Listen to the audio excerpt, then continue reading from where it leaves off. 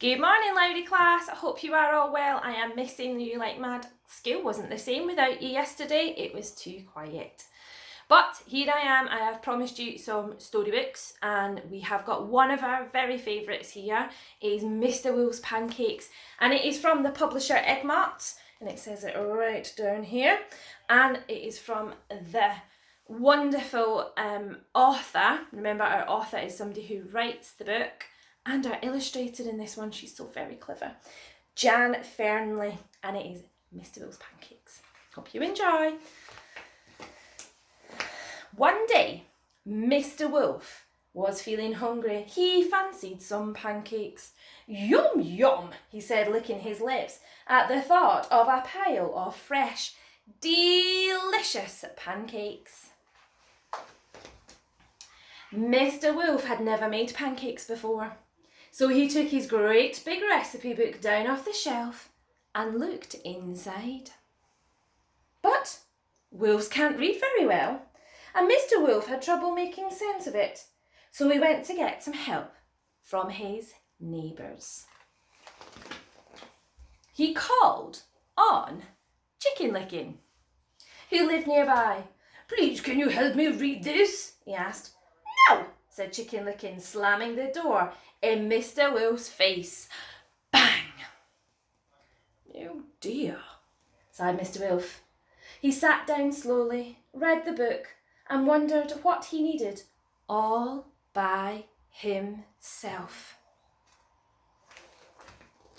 Mr. Wolf looked in his cupboard for the ingredients, but he couldn't find the things he needed. "I'll need to go to the shop," he decided, and he settled down to write a list. But wolves are not very good at writing. So Mr. Wolf called on Wee Willie Winkie. "You're very clever," Mr. Wolf said. "Can you help me write my shopping list, please?" "No," said Wee Willie Winkie. "Go away." And he slammed his door. Bang! "There's no need to be like that," said Mr. Wolf quietly.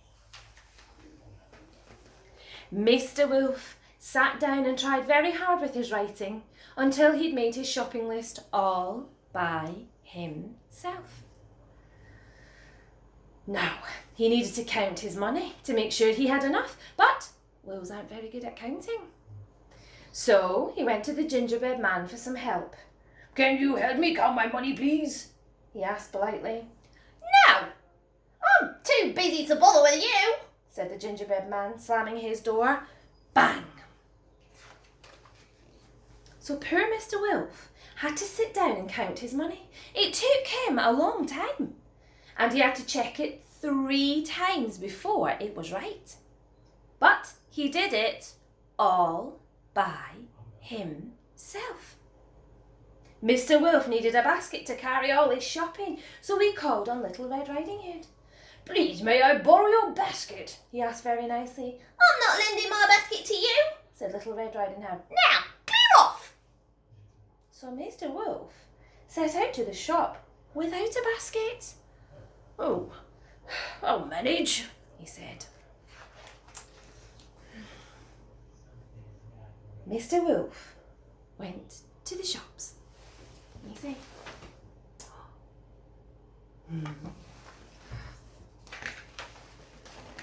He looked at his list. He remembered what he needed. He counted out his money and carried the eggs, the milk, and the flour home, all by himself. Now, it was time to make the pancakes. But wolves aren't very good at making things and cooking, so Mr. Wolf called on the 3 little pigs. "Please, can you come and help me cook the pancakes? I'll share them with you," he said kindly. "Not a chance!" chorused the pigs, slamming their doors. Bang, bang, bang. Mr. Wolf felt sad because nobody wanted to help him.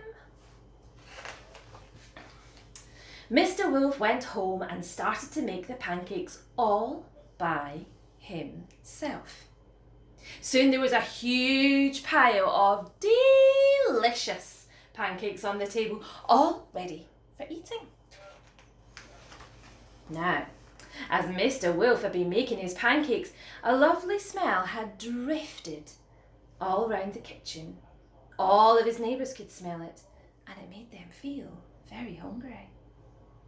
They wanted some pancakes too, and they decided to try their luck. So, they knocked on Mr. Wolf's door. "Give us some of your pancakes," said the rotten lot. "Why should I give any to you?" said Mr. Wolf. "Not one of you would help me." "Well, we can help you eat them," replied Mr. Wolf's neighbours nastily. "Anyway, we're not going away until you give us some." Mr. Wolf thought for a minute. There was only one decent thing to do. "Oh, very well," he sighed. "You'd better come in." Mr. Wolf opened the door and whoosh! The greedy neighbours rudely pushed him aside and dashed down the hall. Mr. Wolf shook his head, shrugged his shoulders, and went into the kitchen. And when they were all in, he gobbled them all up. Snip, snip, snap, snap. And that was the end of his unhelpful neighbours. And then, just with his bulged tummy not quite full, Mr. Wolf sat down to eat his pile of pancakes. And he did it all by himself. Well, there was nobody else to ask, was there? Hope you've enjoyed it, and I hope you managed to join in. If not, watch again. I'll see you all soon. Miss you lots.